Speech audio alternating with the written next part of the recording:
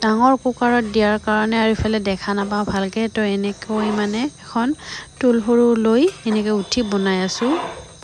আৰু ইফালে মই এতিয়া পায়সৰ কাৰণে ৰেডি কৰি আছোঁ তো তাৰ আগতে এতিয়া গাখীৰখিনি গৰম হ'ব দিলোঁ আৰু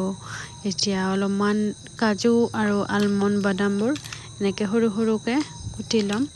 যিহেতু আজি লক্ষী মা পূজা তো সেইকাৰণে ভোগ দিয়াৰ কাৰণে পায়স বনাবলৈ ওলাইছোঁ আৰু আজিয়ে প্ৰথম মই পায়স কিন্তু নবনাওঁৱেই আজিহে প্ৰথম বনাবৰ কাৰণে ওলালোঁ এনেকৈ চাউলখিনি দি সিজিব দিলোঁ ইফালে তেজপাত ইলাইচিখিনি দি দিছোঁ আৰু তাৰপিছত এনেকৈ মাজে মাজে মানে এনেকৈ লাৰি থাকি চাই আছোঁ আৰু ইফালে মই অলপমান কালাৰৰ কাৰণে এনেকৈ চেনিখিনি গলাই অকণমান মানে অলপ কালাৰটো কি হয় ক্ৰিমি টাইপ হয় এনেকৈ দিলে তো এইফালে দেখা পাইছেনে নাই নাজানো কিন্তু মই দেখা পাই আছোঁ পুৰা ক্ৰিমি টাইপ আৰু ঘিত ভাজি থোৱা ড্ৰাই ফ্ৰুটখিনি ঢালি দিলোঁ বৰ্তমান নাজানো বনাব কিন্তু মানে কোনো দিনো সঁচা কৰি বনা নাছিলোঁ দেই মই পায়সটো তো এতিয়াহে অলপ অলপ আইডিয়া আহিব আৰু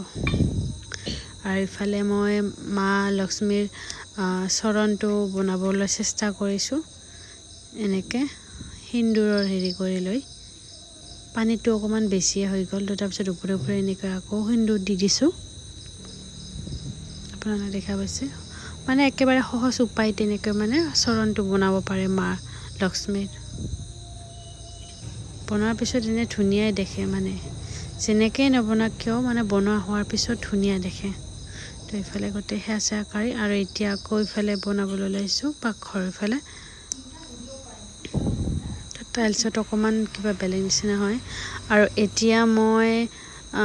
মা লক্ষ্মীৰ ফটোখন মানে তাতে ৰাখিম তো তাৰ কাৰণে এনেকৈ চাউল অকণমান আৰু ফুল অকণমান দি দিছোঁ আৰু এইফালে ৰাখিম মানে গণেশ আৰু মা লক্ষ্মীৰ এটা চিক্কা আছে সেই চিক্কাটো ৰাখিম তো সেইকাৰণে সেইখিনি ছাইডত এইখিনি চাউল দিছোঁ মানে পূজাবোৰ এনেকৈ যিমান পাৰোঁ জানি বুজি কৰি থাকোঁ আৰু মানে আৰু নজানিলে কিবা কিনি এটা আৰু যদি জানো মোবাইলত চাই সেইখিনিও কৰি দিওঁ তো এইফালে অলপ চলপকৈ এনেকৈ শিকিছোঁ আৰু পূজা দিবৰ কাৰণে আৰু এইফালে মই এতিয়া মানে চাকিখিনি ৰেডি কৰি আছোঁ প্ৰসাদ বাঢ়াম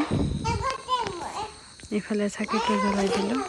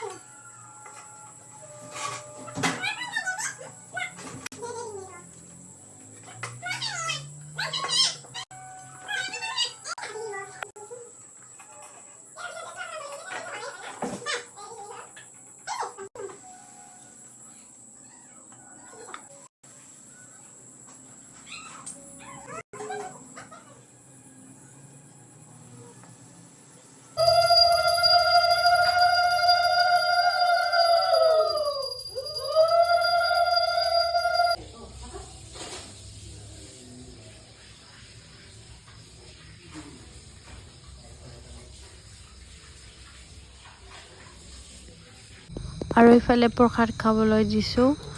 আৰু এতিয়া মই খাব ওলাইছোঁ